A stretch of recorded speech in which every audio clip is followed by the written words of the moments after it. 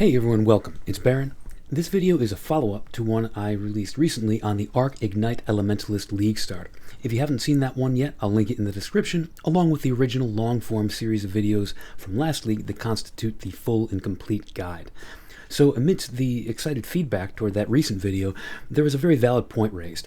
In my haste to scrounge up whatever footage I could to have in the background sections of the video, during the times that the screen wasn't taken up with math, wiki screenshots, and bad Dragon Ball Z jokes, I had quickly selected some of the most recent Endgame footage in my archive, which all involved the ultra Endgame version of the character with zillions of divines and a mage blood.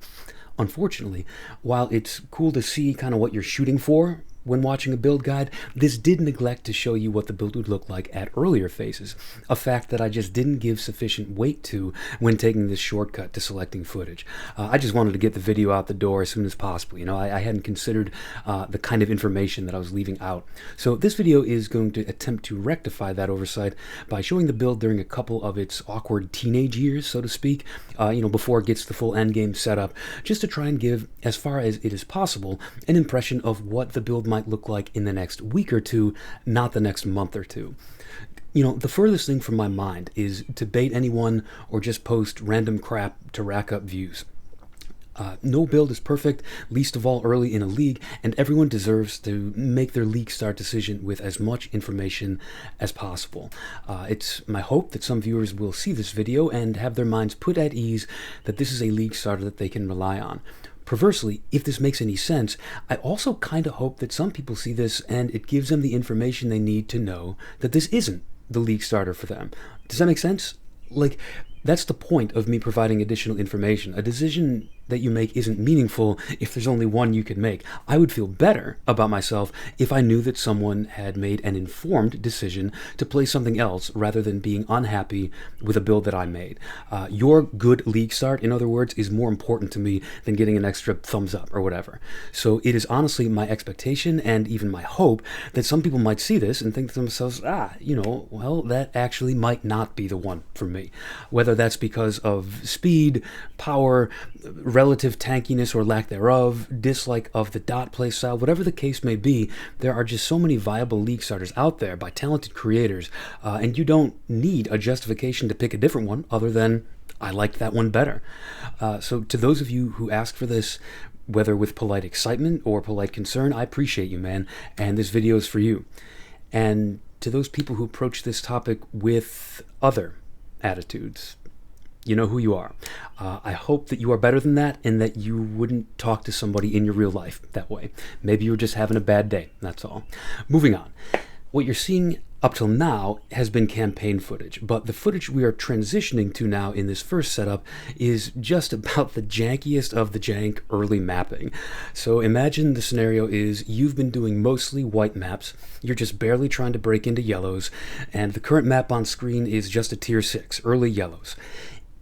Side note, it can be kind of hard to simulate a true league start experience without leveling a fresh character, and as some of you know, my life just doesn't permit that kind of time right now, especially with a league launch on the horizon. So I've done my best to simulate a couple phases of that first week or two of a league using existing characters in standard league, but equipping them only with the gear, skill points, and gems that you might reasonably expect to have early on. I will provide POBs of these exact setups that are being shown in this video, so you can be the judge of whether or not you think you could get gear like that at a certain point in time. In this video, in this particular section, skill points are set up to simulate a level 72 character. The situation is that you have maybe dropped and or vendored for a few precious chaos orbs, but you've had no lucky drops, and you've used your tiny amount of currency to fund a 5-link setup, an alt spammable cluster jewel for endurance charges, and singularity, a cheap unique scepter, aka, these are the very first things that I tell you to prioritize in my guide. And then the rest of this gear is downright frightening.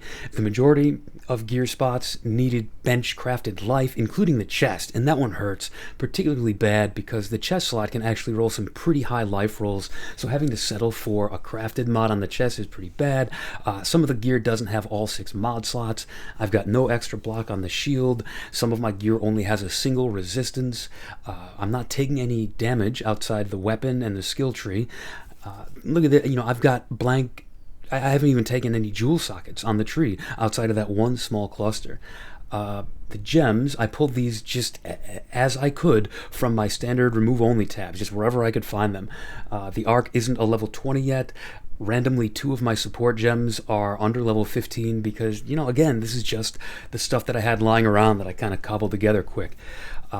So with those support gems being so low level, it's almost like I'm working on like a 4.5 link. I've only got 3 assigned ascendancies just to simulate not having yet done the Uber Lab. Ignite proliferation support is still in the main gem setup, and Wave of Conviction is still needed for exposure because at this stage the build doesn't yet have the currency to get that exposure and proliferation mod on the gloves like we would want.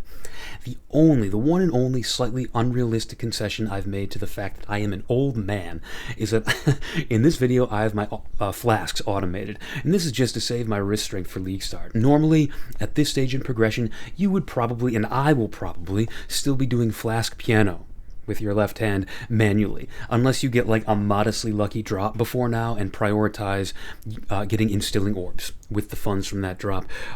But just to be clear, the build you're seeing does not have any power that it couldn't realistically have at this stage. I'm literally just saving my wrists with this minor convenience because I am a geezer whose joints are shot from lugging a toddler around. In this next setup, we flash forward in time a little bit. We are imagining a scenario where we are established in endgame red maps. We farmed a little bit of currency. We're not super elite at anything, but we can take on the content. We have made the change over to Chaos Inoculation. This is the one where the biggest expense is likely to be Aegis Aurora. We have not yet made the deeper, more expensive plunge into the 90 all-res nebulous melding of the flesh setup. That's in the future from this video. So some expense in this current build, in addition to the Aegis, is going to go into the glove implicits, like I talked about just a minute ago. If you are short on funds, it can actually be best to buy gloves from someone who's kind of upgraded. So they already rolled the proliferation and fire exposure implicits on their gloves, and now they're upgrading to something else, and they want to sell their old gloves. What you do is you buy those, you don't care what the other mods are on the gloves, you just accept whatever random crap was good for that person's build, and then you just base your other gear around those limitations. It's easier to just shore up your life, or in this case, energy shield resistances and attributes on other gear, rather than trying to get like the perfect gloves early on. So the build here has been advanced to show that it's taken Uber Lab and leveled at least to the mid-80s in terms of how many points I've assigned. Honestly, with this gear, you've probably been playing long enough that you have a slightly higher level, maybe low 90s, so you're going to have even a few more skill points than this. I was just being conservative. The build has honestly quite terrible ES rolls on the gear. If you look at the amount of energy shield that I've got running around right now, this is like, I would have advised you to not even make the changeover if your energy shield was this low. This is, yeah, the energy shield is quite bad, especially on the boots and gloves where you really want to make sure that you're getting a good chunk of it. But again, we're simulating maybe things just aren't going that great for you. You can even see I take a death in this mapping showcase, which, like, I'm not going to leave that out. Like, that can happen sometimes, especially if you're running around, put it this way, if you're running around T16 maps with any kind of added content and you don't even have 3,000 energy shield, yeah, you're going to take a death here and there. So my expectation is actually that your gear will be even a little better than this without it having to be too expensive. So let's see. We can treat the incandescent heart that I've got here as either uncorrupted or just corrupted with a useless implicit, which is what this is, because Arc does not have a projectile tag, so it therefore derives zero benefit from this particular corruption outcome. This is a vanilla incandescent heart. In fact, it also doesn't even have the right gem colors, so I'm just kind of winging it on those. Like, you would have better gems in this setup too. A couple of the gems are still the ones that are the crappy ones, the crappy support gems that I had in the previous setup. Obviously, those would long since have been level 20 gems at this point, so those would be better. I'm still using the level 19 Arc. I'm not using a Vol Arc, so I'm handicapping myself pretty bad here compared to what you would normally see. There's no corruption on the Eye of Malice, and I don't have a good rare helmet in place of it, so this is another just a cheap 1 to 2C leveling unique. I'm not using Aureus End or Oriath's End, however you pronounce it, in this setup.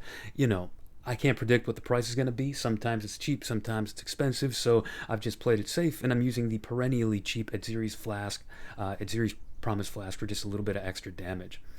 The amulet here, it's got Whispers of Doom anointed because this is literally just what I had lying around, but you can pretend it does not have that anointed since I simulated having only one curse. You know, I just took one curse off the build to simulate either not having a good anoint on my amulet or not being able to take Whispers of Doom if I needed to use that anointment to take like a charisma for mana res efficiency if I didn't have good enough cluster jewels for mana res efficiency at this point.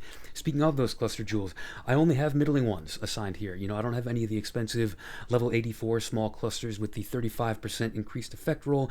These are just a fairly cheap pair of rollable level 83 clusters. In addition to that, I've got 3 empty jewel sockets on the tree. I've assigned the point, but I haven't even put a jewel into them. At this point, these jewel sockets could be doing anything you want for you. They could be unique jewels, it could be a lethal pride, it could be anything from damage, attributes, resistances, energy shield, block, whatever. But this build showcase is just assuming that you either have no jewels in those sockets or you needed those jewels to shore up something basic like resistances or attributes, stuff that wouldn't show up on damage or tankiness numbers per se. It's just background stuff that you need in order to make the build function. Like if your other gear wasn't quite up to it and you needed these jewels. So again, we're assuming quite bad gear still.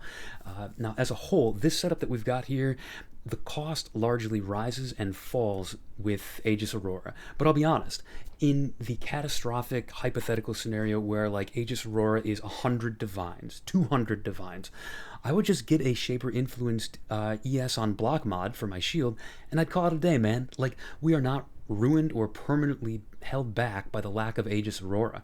It's just nice to have eventually down the line for when we want to push that maximum cold resistance, start in on the melding, nebulous shenanigans. You know what? If Aegis stayed at some ridiculous multiple hundred divine price point indefinitely, there's not much precedent for that, but hey, let's say we get very unlucky.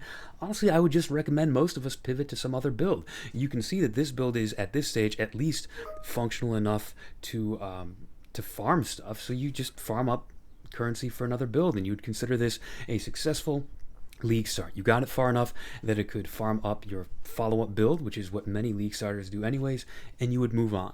But in the more likely scenario where Aegis is not horrifically expensive, then we just keep moving from here. So, as you can see, the build is a league starter. It's fine. It's not great. It's just using league starter gear and not even particularly good stuff at that.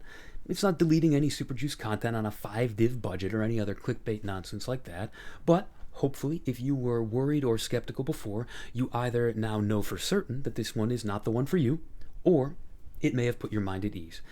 If you have any other questions, feel free to leave them in the comments below or stop by my Discord, linked in the description. Thank you for tuning in, and take it easy.